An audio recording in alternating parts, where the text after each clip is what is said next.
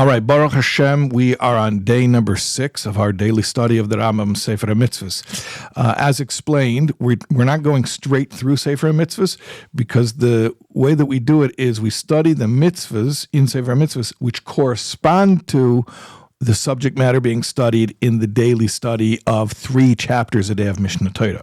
Now, in the 3 chapters a day of Mishnah Torah, we are currently still in Hilchos Yesodei HaTorah, the laws of the foundations of Torah, and specifically in chapters 4, 5, and 6. So corresponding to chapters 4, 5, and 6 of Hilchos Yesodei HaTorah, we have 3 mitzvahs in Sefer HaMitzvos to study today. The first of which is positive commandment number 3, the mitzvah to love Hashem. Like it says, V'yahavta es Hashem alakecha. You should love the Lord your God. Now, the classic question cited by the Rambam is the question of the Sefer. How can one be commanded to have an emotion? You can't just will yourself to experience an emotion of the heart. And the answer of the Sefer, cited by the Rambam, is that the commandment actually is not to have the emotion. The commandment is to engage in a process that you can will yourself to engage in that will result in the emotion. Okay, very well. What is that process that you can will yourself to engage in that will result in love? That process is meditation. And this is what the Sefer says. If you're perplexed by the commandment, V'yohavta es Hashem alakecha, you should love the Lord your God. So just read the next verse after that. V'hoyu hadvarim ha'ela asher aneichi mitzavecha hayem al levavecha. These words I command you today, you should have on your heart. What does it mean to have words on your heart? To have words on your heart means to focus your mind and to contemplate these ideas, and that will bring you to love. So the commandment to love Hashem is actually the commandment to meditate on matters that will bring you to feel love of Hashem. Also, another aspect of this mitzvah, which the Rambam mentions, is that if one loves Hashem, one has to tell others about the greatness of Hashem. Like Avram Avinu, the first champion of monotheism, he didn't just keep a good thing to himself. He went out and he told the world. So that's very important as well, that we go out and we tell others about Hashem. So that's the mitzvah of loving Hashem, positive commandment number 3. Positive commandment number 4. Well, it sort of goes hand in hand with the previous mitzvah of loving Hashem. It's the corresponding emotion, fearing Hashem. Fearing Hashem. And just like the Rambam said about loving Hashem, the mitzvah isn't the emotion. The mitzvah is to engage in the thought process of meditation, which results in the emotion. So too with fearing Hashem, the same exact thing. To think about matters that will bring you to fear of Hashem. Now, what's interesting is in the Sefer HaMitzvos, the Rambam really focuses on, when he says you should think about matters that will bring you to fear of Hashem, he basically says you should think about the punishments for, God forbid, transgressing God's will. That's actually a low level of fear called yiras oynish.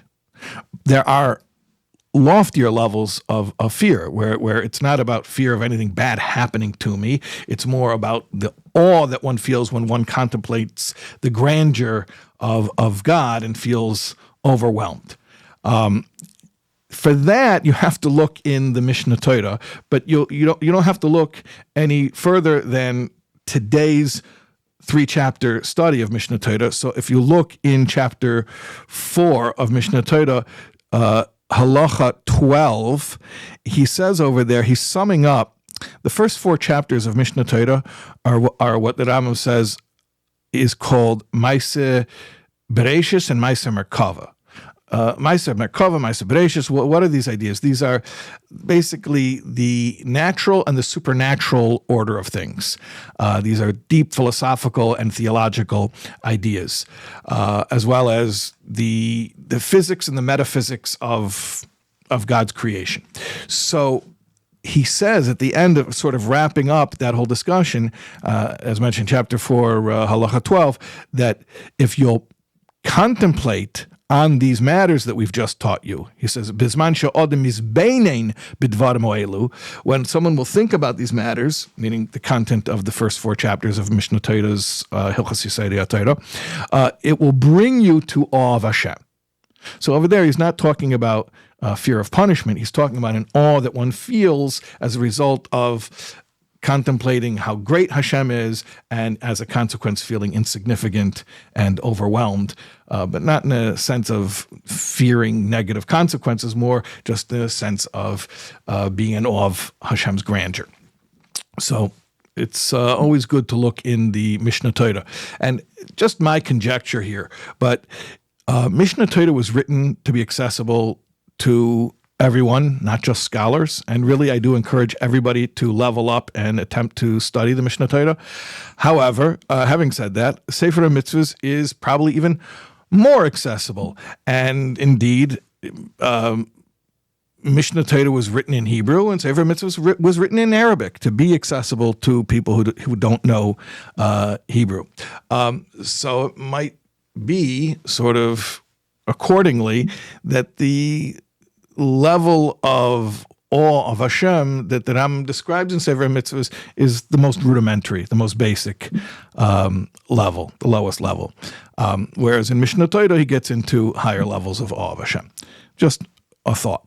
Okay, the third mitzvah we have today is positive commandment number 9, and that is Kiddush Hashem. Now, we use the term Kiddush Hashem colloquially to mean making a good impression that makes people like Jews and Judaism and Torah and Hashem, which is a valid way of using the term. But the proper definition of the mitzvah, the biblical commandment of Kiddush Hashem, of sanctifying God's name, means that if, God forbid, a Jew is threatened, and I say a Jew specifically because a non-Jew is not commanded to do this, a non-Jew is not commanded to give up his or her life in order to refuse to worship idolatry. The non-Jew should save his or her own life and live rather than to